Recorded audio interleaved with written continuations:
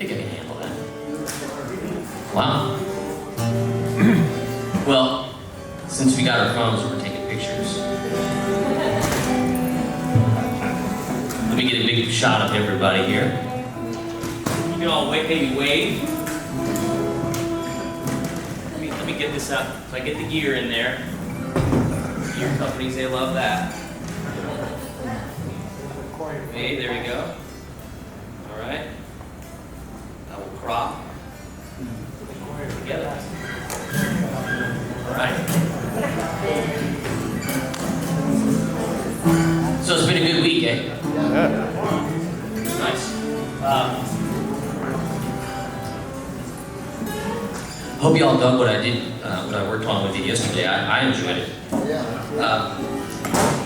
Thanks. There's it's kind of funny, like this social media world, because I think if you're from the ages of like, there's a weird thing. First of all, I'll say I am somewhere in between the 70s and 80s, and there was an article the other day where there's like, what do we call that generation that grew up without technology and with technology?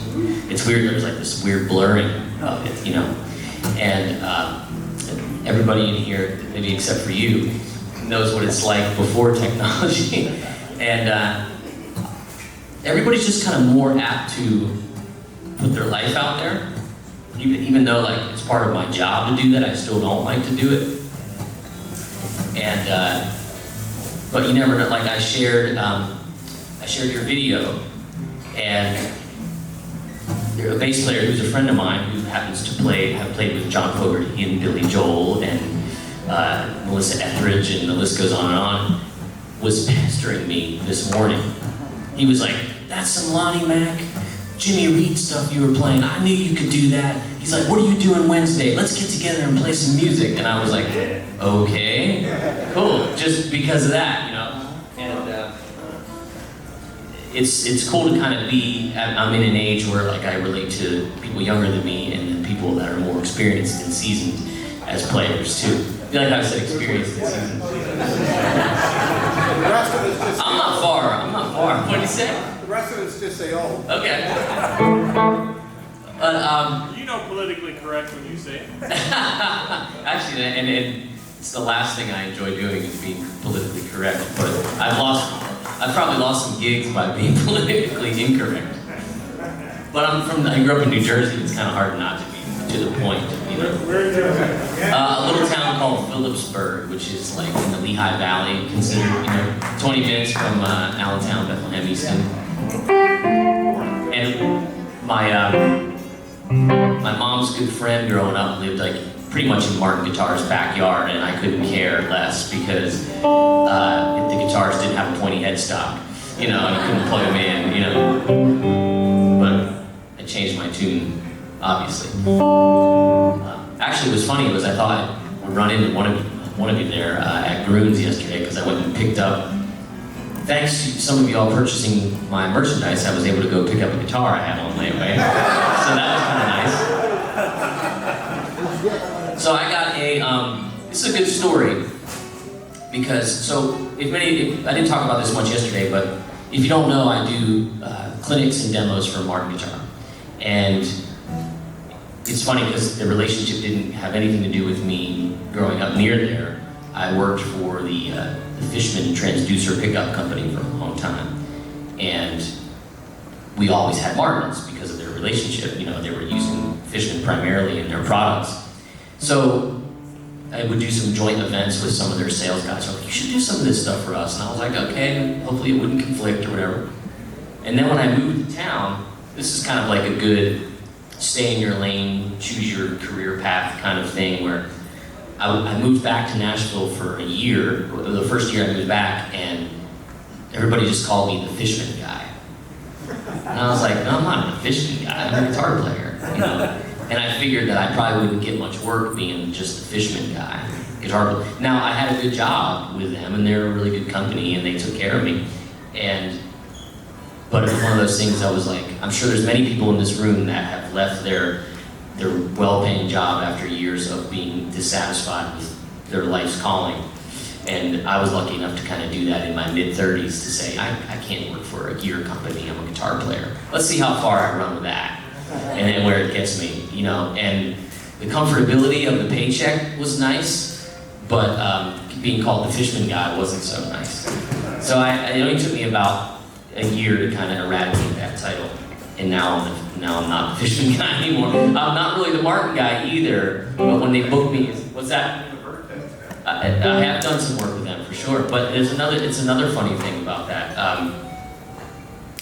Just getting yourself out there, you get sort of labeled, and just being a guitar player first was, I figured, the best label I could wear. But you see me demoing pedals and stuff, and I work with companies that treat me well and make something that I like to play, and it's a really kind of weird thing to do, to sit down in a chair and they put a camera in front of you and they say, okay, go, play something.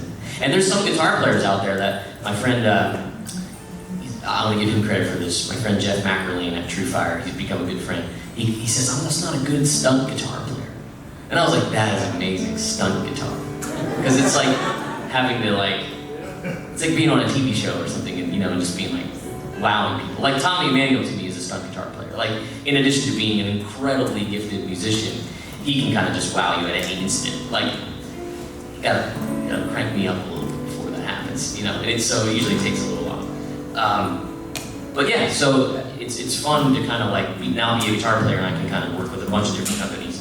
And it's funny how people see me in those videos and then they say, hey, you give lessons, I saw your video. And I was like, which one? True Fire, Martin? They're like, no, a pedal company. And I'm like, all right. So I must have done something that they liked, which was cool. So let's talk about, well, if you have your materials with you. But I started to talk about this one topic last year a bit. And what happened to me when I was playing in blues jams is that I'd be great on the 3-chord stuff. And then inevitably, I would get into a fancier situation where somebody would go,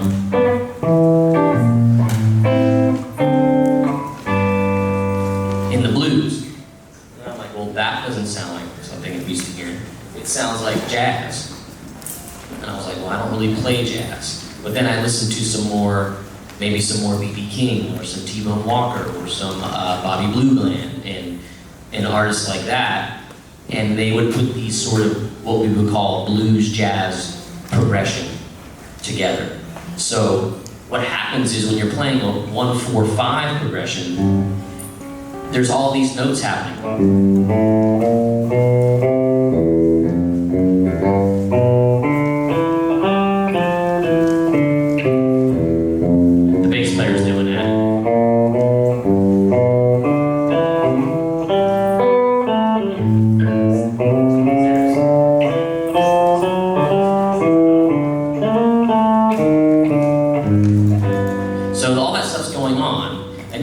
Play 1-4-5 over that. Or we can play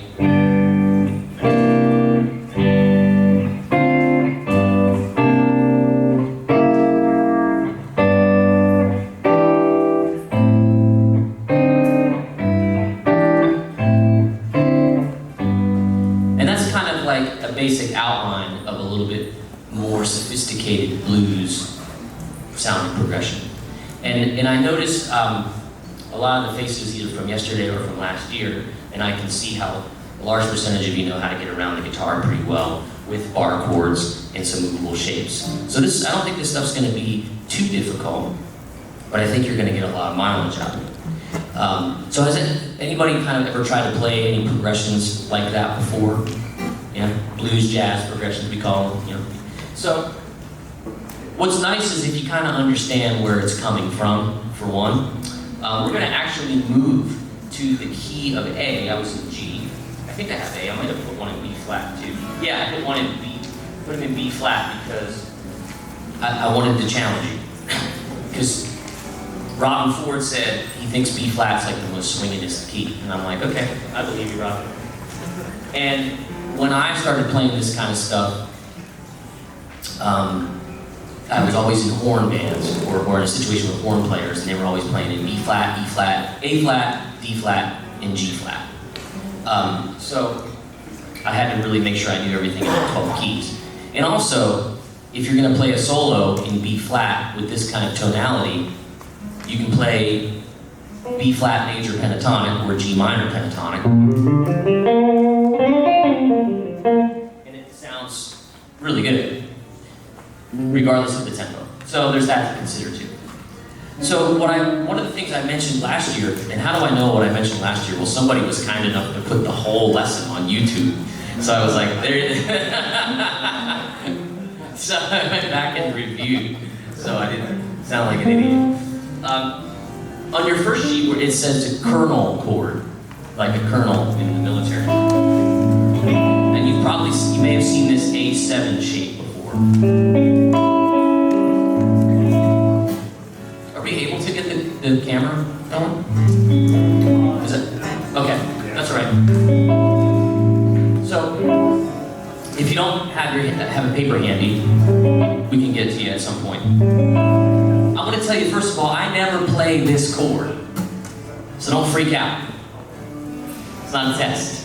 I never play this, but it's really good for understanding what's going on in the 7th chord, because it's first finger on the A, 6th string, skip a string, second finger on the 4th, same fret, pinkies on the 3rd string, 6th fret, and then the 3rd finger's on the 2nd string, 5th fret. So you're only using 2 frets. That 5th string will naturally be muted when you play it properly. So what's cool about this is it spells out all of our degrees of our scale. We have the root note, which is the A. The next note is a G, and that's the bluesiest of all notes for chords. It's the flat 7. And when you play those together, you can hear that's very bluesy sound. When you do the pinky, there's your what's called the major 3rd. If you play the 6th and the 3rd string together, you can hear how that's pretty harmonious. That in and of itself is a chord right there. Then the 3rd string is playing the 5th. And what that means is the 5th note of a chord is the most altered and sometimes not even needed. What do I mean by that? Well, we can take that away and you can hear that there's some 7th tonality there.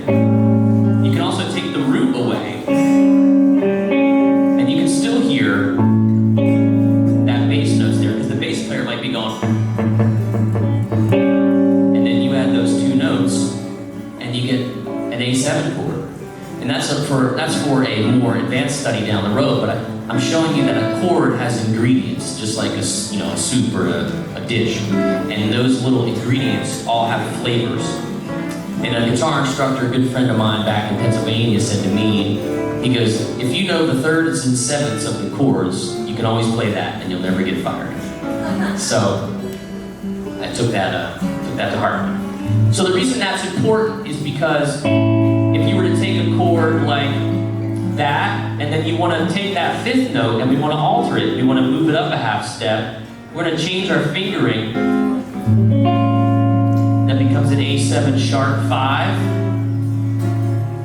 becomes an A13. Go back to a different fingering, you'll see that if I move that E note down a half step, becomes an A7 flat 5. So you can see that's where all of these weird names that you've been hearing forever kind of come about.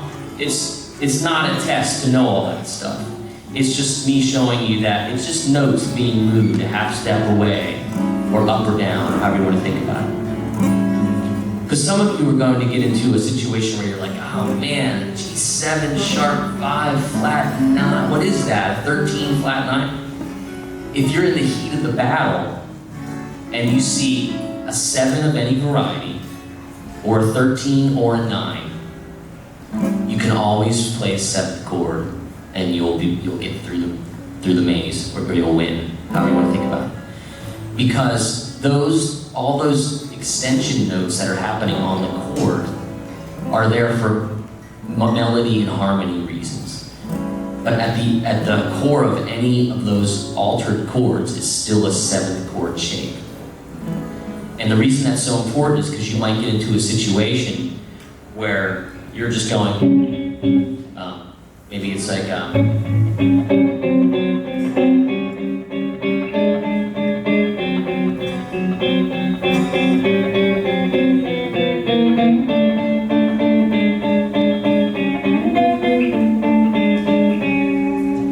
I just played 3rds and 7ths right there, but you definitely heard a swinging blues progression sort of go around. My point about that is that I didn't worry about all that fancy stuff going by. I was just playing the heart and soul of those chord changes. So that's kind of those 2 examples. We probably won't get to the second one. That was the more advanced one that you can check out on your own. But we have this thing called the Blues Jazz Adventure, and then we have the Blues Jazz Odyssey, which plays off of the Spinal Tap Jazz Odyssey. So our first chord is a B flat 7 bar chord. 6th fret, 6-string root bar chord.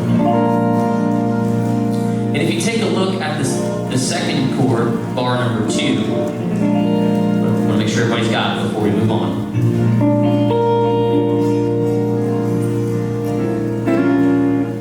The second chord is an E flat 9. Yeah, you got it. Back to the B7. Yeah, you got it.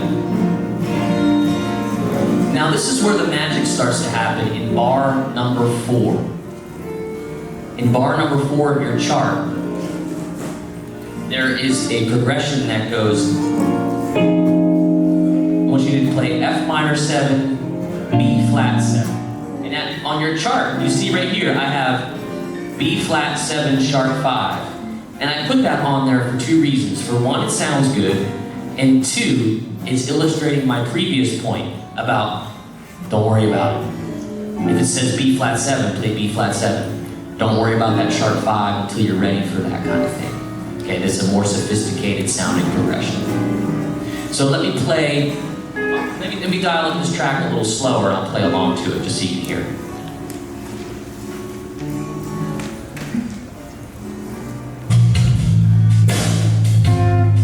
Yeah, okay, here we go. So I'm going to play the first 4 bars. So it's going to go.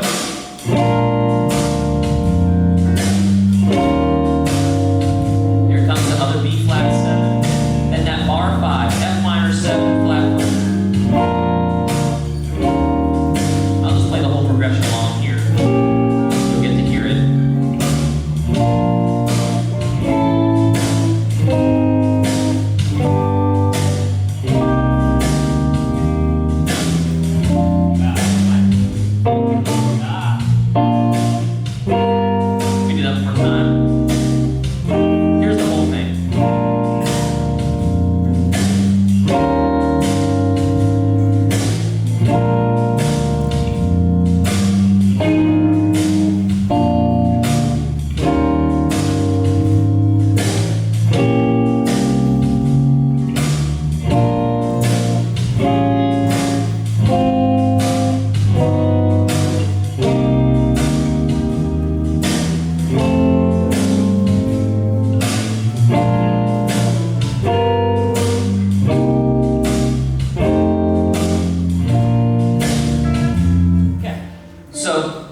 When we speed that up, it's really going to swing and it's going to be a nice jazz blues progression.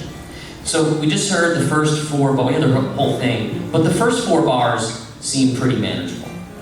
When we go to the next set of measures, we go back to our E flat 9. Yeah, and if you're a person that likes to bar that 3rd finger, cool. If not, you can use all those fingers like that. Okay, so let's talk about this really cool passing chord that comes in here, this E diminished. And my guy with the Les Paul and the ZZ Top shirt, you'll like this because you had a diminished question yesterday. Yeah. So your E diminished 7 works really well in this measure as a passing chord. finger on the E note, 5th string, 7th fret. 3rd finger just in front of it on the 8th fret, 4th string. 1st finger, 3rd string, 6th fret. Pinky on the 2nd string, 6th fret. Just play those inside 4 strings.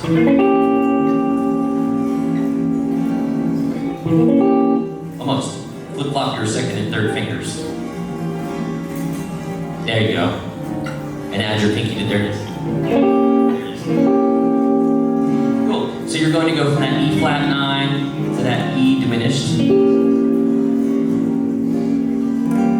Now what's really cool is I've shown, what I'm doing here is I don't expect everybody to be able to nail this in 20 minutes, but this is something cool that you can continue to work on, and it's sort of a distilled version of how you can play a jazz blues chord progression. In bar number 7 is when we start the walk down, which is really cool. And it's going to go.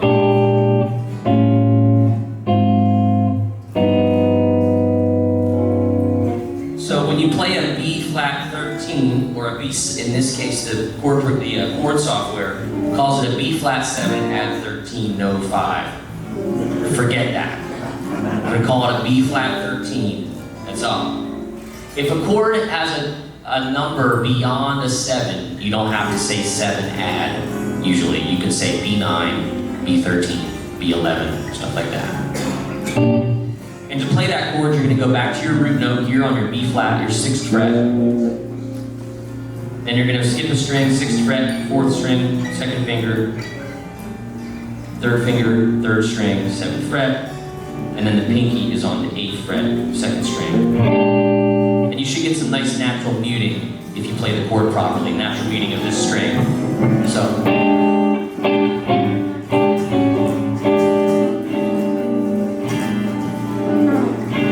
Now what's cool about this, you can keep the same hand position and move down 1 fret apiece until you get to the 3rd fret G.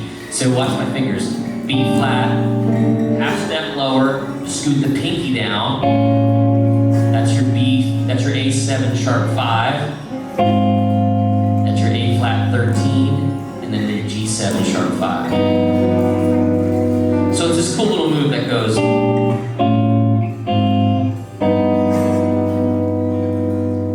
And the guitar is very shape oriented. We have a luxury, we're not piano players or anything. We use the shapes, use the shortcuts. That's what they're there for.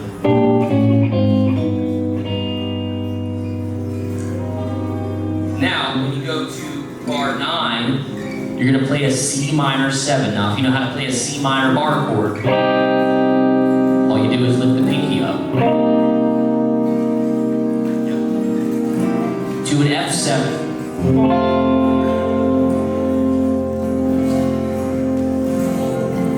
Then there's 2 chords per bar in bars 11 and 12. Go back to your B flat 7. A G9, so we have that same 9 chord shape all the way on the 10th fret. Now another C minor 7, but a different shape. I'm going fast because we don't have a whole lot of time, so you have the materials with you. The C minor 7 is a great shape, and most of the time you'll see people play it with their 2nd finger on the root note here, and then they'll stack. Their 3rd finger will bar strings 4, 3, and 2. And then the final chord is the F9. So what's happening here is we have a B flat, which is the 1, an E flat, which is the 4 chord of the blues, and an F chord, which is the 5 chord of the blues. So in music, in a major scale, we have our 7-note major scale, 8 notes including the octave. Each one of those notes has a chord tone assigned to it. In this case, we're taking the 1st note of a scale, the 4th note of a scale, and the 5th note of a scale, and assigning this bluesy 7th chord tonality to it.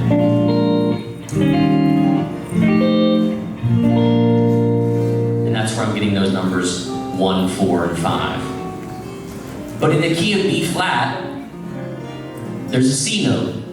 C note is the 2nd note of the scale. That's a C minor 7. There is a G note. We play a G7 in some, or G9 in this instance. That's a little bit of a curveball, because what happens is if you think of a major scale like a happy family, you got all your siblings, okay? Occasionally one of those siblings will go from minor to major. And it's like they're not part of the family anymore, but you still consider them in your group. And that happens lots of times. Like I said the other day, remember yesterday when we played the major to minor, C to C minor progression? I said that was like a Beatlesy thing. Well, that C major is in the happy family of G, but for a little, it gets off track a little bit and becomes the evil twin. And then comes back to the major part of the world. So that happens. There's a lot of rules that are broken for different reasons and for different harmony and that sort of things. But what I want to show you, while we run, we've got 20 minutes or so left. I want to play the track again. I'll play exactly what I played. But first I'm going to play sort of the simplified, or even the simpler version, to show you where it's all going. And the reason I show you this stuff is because I've been on a stage. I was talking to my friend the other day, and he said, I knew the song was going to be in this key, right? and then he gets up there and the key changed.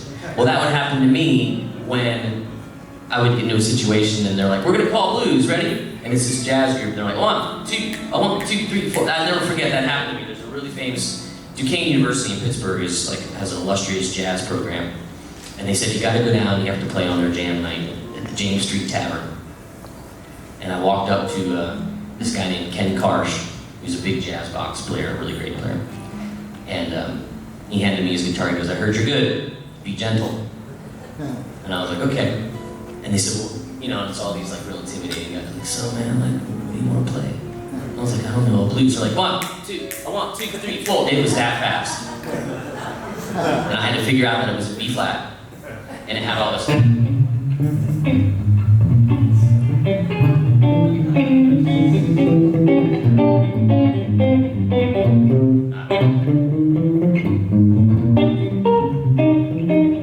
So it was all that kind of stuff, and I was used to kind of going. But what I did was I just kind of went.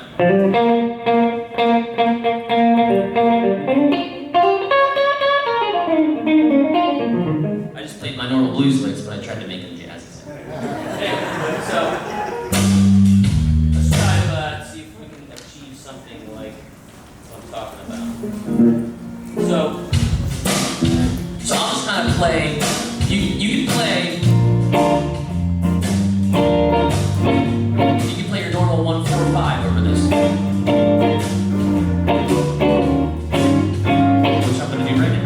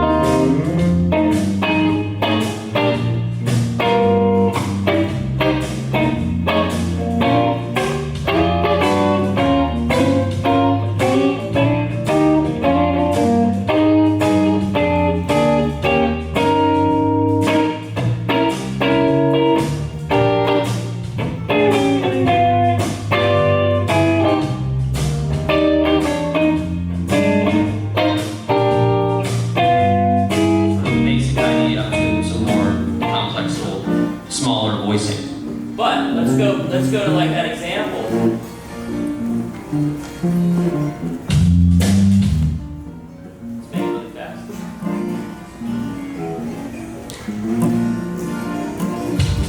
Sometimes the tempo is up this high.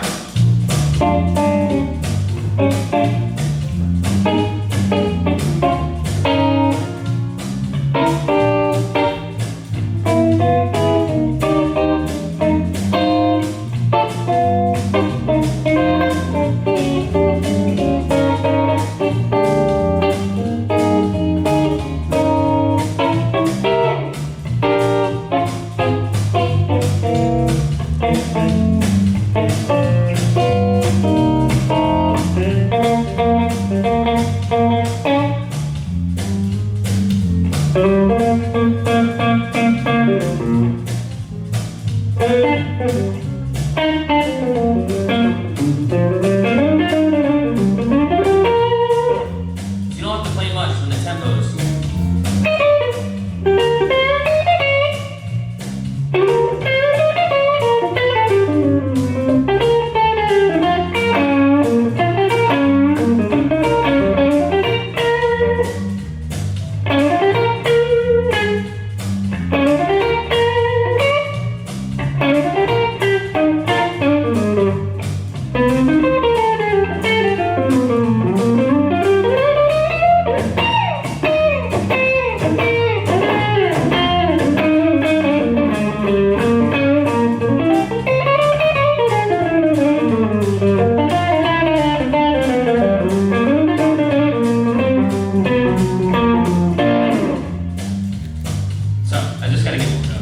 Because I gotta go to NAMM and play, so I gotta make sure I'm on chops. So I hope you don't mind me indulging. But my point was that you can just kind of keep it simple, and when you want to keep growing and keep growing and keep growing and adding more interesting stuff, more interesting chord changes, you can do that.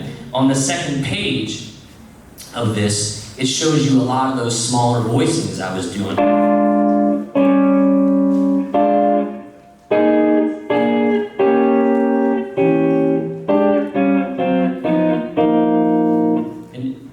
All of this stuff is lifted from my course, 50 Blues Rhythms, you must know. I decided to this was one that I knew people would always find in a jazz jam, in a blues jam or something.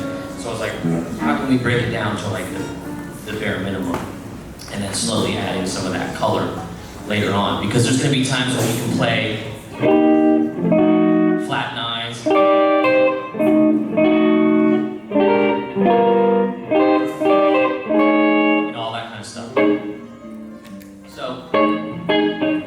So it's a little bit of a dip your toe into the jazz blues water, if you will. And again, when the tempo's up that high, you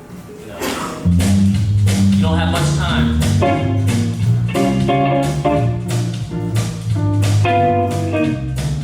You don't have much time to even play full chords. So let me ask you guys a question off the beaten path. This guitar sounds pretty good, huh? Looks pretty good, right? Well, it wouldn't play as good if it wasn't for that guy standing at the door right now. So, if we can put him on the spot. This instrument is from 1964, and Mr. Morris over there made it play like it's brand new. He did a wonderful fret job on it. So much that he took his time and some extra TLC to it. So if you haven't had your guitar worked on by him, I suggest we do. So thanks for walking in. Right on cue, just like we planned it. Just like we rehearsed it. So yeah, anybody have any questions about any of that kind of stuff? Yeah? Because there is a minor blues? No. No.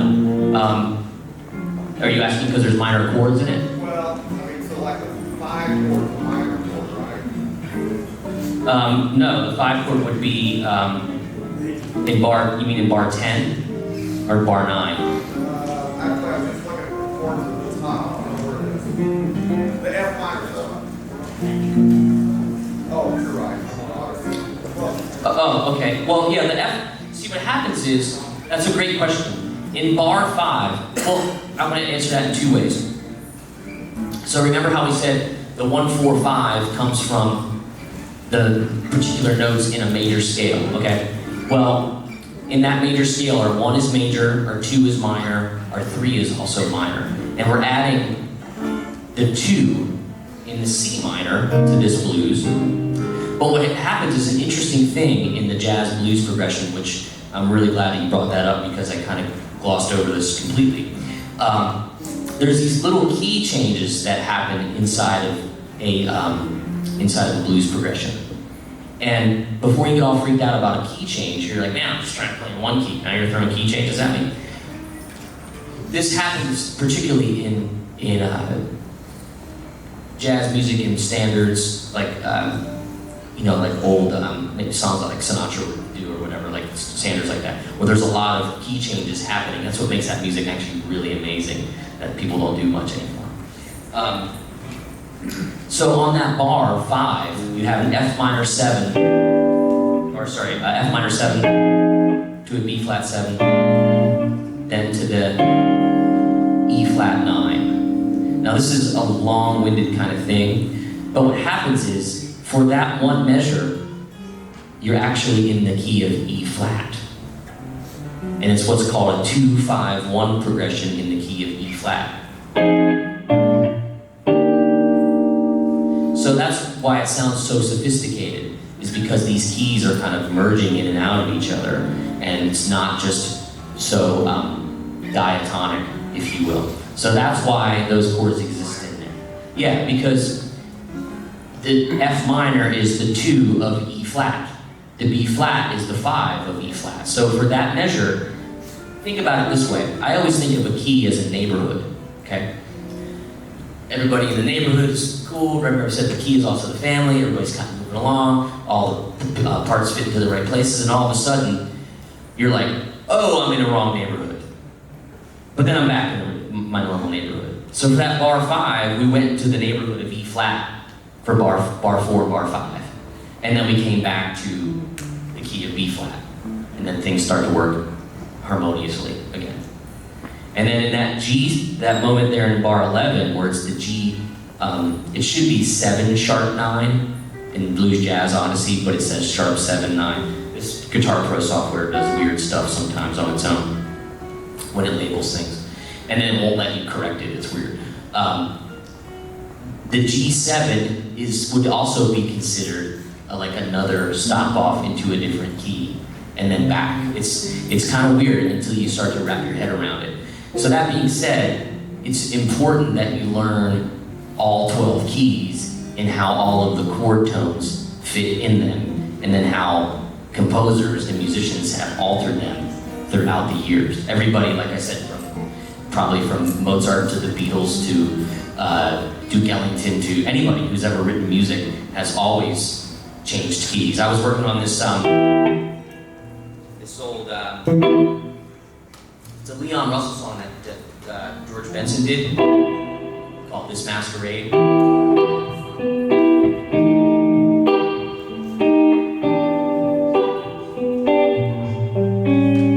Then it does this bridge where it goes, and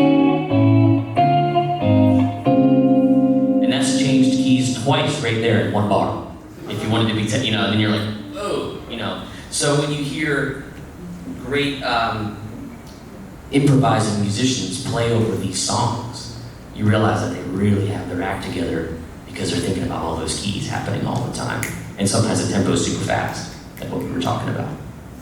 So don't be discouraged. This exercise that I gave you is meant to be like, I don't want to go in the deep end. Okay, I think I can play the first 4 bars. Great, play the first 4 bars. And when you feel good about that, play the next 4 bars. And play the last 3 bars. And then you got a jazz blues progression. Then when you feel good about it, transpose it to all 12 keys and talk to me after that. That's the only way to do it. It's the only way to do it. I still have to practice. I have to practice arpeggios, major scales, all the time. Just because after a while, I forget them. I don't do this every day. Sometimes I'm playing in a country band, or I'm playing in a rock thing, or acoustic world, or whatever. So gotta keep it up. Tommy Emmanuel says, if I don't practice every day, if I miss practice 1 day, I notice. If I miss practice 2 days, my friends notice. And if I miss practice 3 days, the audience notices. So that's my new thing, trying to play as much every day as I can. So, and then any other questions? Again, what was the purpose of the kernel chord? Is that like a springboard? The kernel chord helps to kind of explain or document all those tones. We have the root, the third, the fifth, and the flat seven.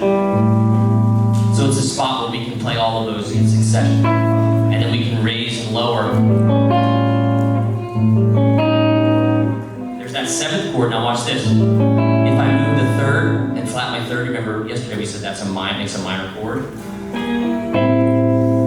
We went from an A7 to an A minor 7, right? An A major 7. You know, you want to start to get familiar with not only what your fingers and your frets are doing, but the sound that those chord tones make too. Because you'll hear somebody go,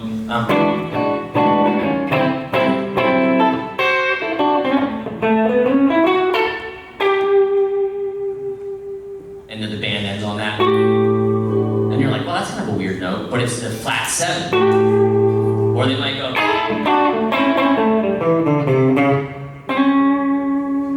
that's the major third. You know.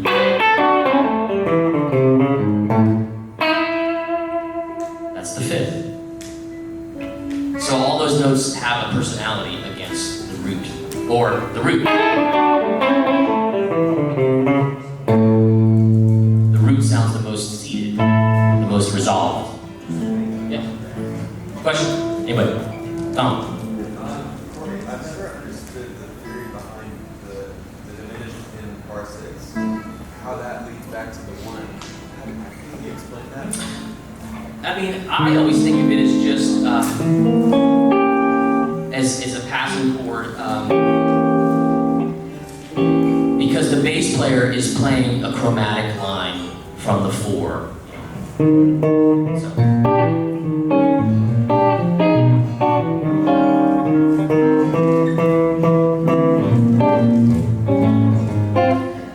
And honestly, I can't say that it's ever really been properly explained to me. You know, I just know that when you have that chord tone that kind of sits in between your diatonic chord tones, that diminished chord is sort of the money, you know, because it's got flat 3, flat 5, 7, all that kind of stuff. So we can try to hammer out a better explanation, but right now it's just kind of all I got.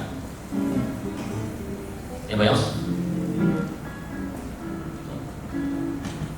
Cool thing about the diminished chord is when you get your hands wrapped around, like I said yesterday. You move it up every 3 frets and you have a new diminished chord.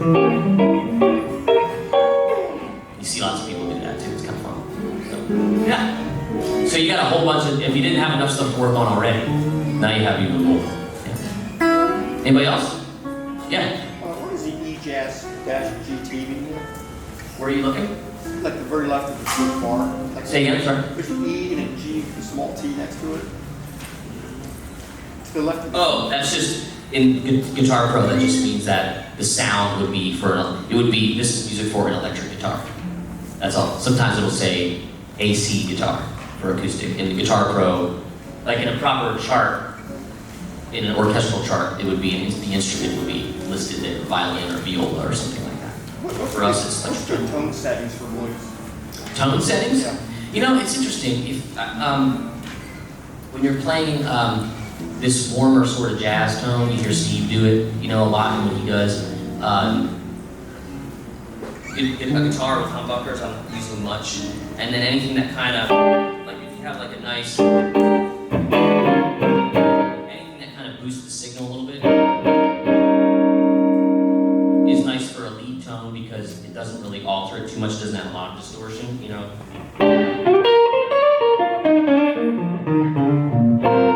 But if you want something more aggressive, you most certainly can do that.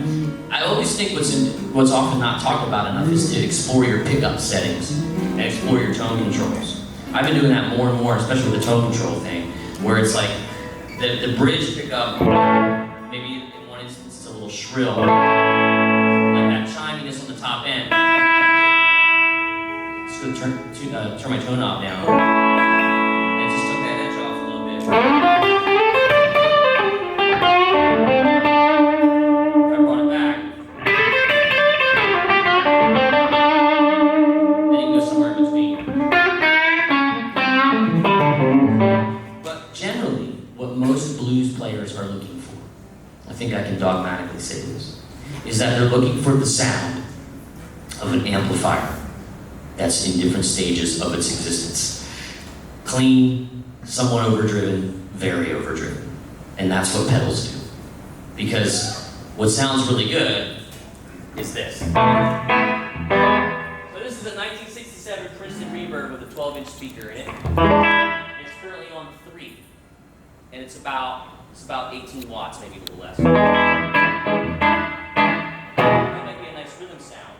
But what's cool about a smaller amp, if I get it up to 6, there's no pedal on. It's just the amp.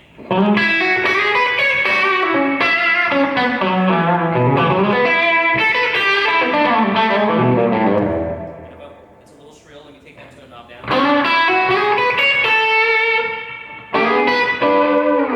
Then if I had a volume pedal, which I do, let's bring it back.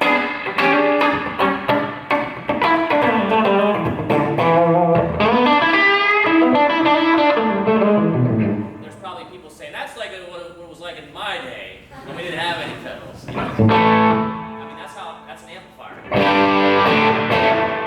It's great technology. And that's only on 6. So,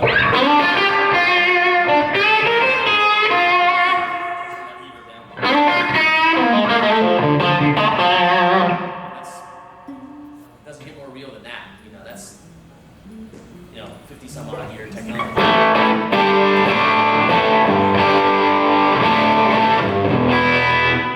So, what I love about that amp and amps of its type is I can take that amp to any room in town and it will be more than enough. Volume, tone, everything. A lot of amps don't allow you to get that because they're just idling before the tone really starts to happen.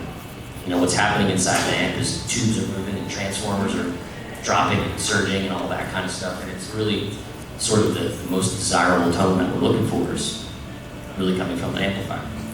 But that being said, I love pedals and all kinds of other stuff too. So you can certainly experiment to your heart's content in this day more now than ever, I'd say. So that's my time. I appreciate everybody being here. It's really nice to have this many folks come for this part of the day. Really nice. So thanks so much. There's a lot of information that I hope that you can. I'm all about over-deliver, undersell. So you got a lot of stuff to take with you there. Yeah. Enjoy the rest of your day. I'll see you at the NAMM show probably too. All right.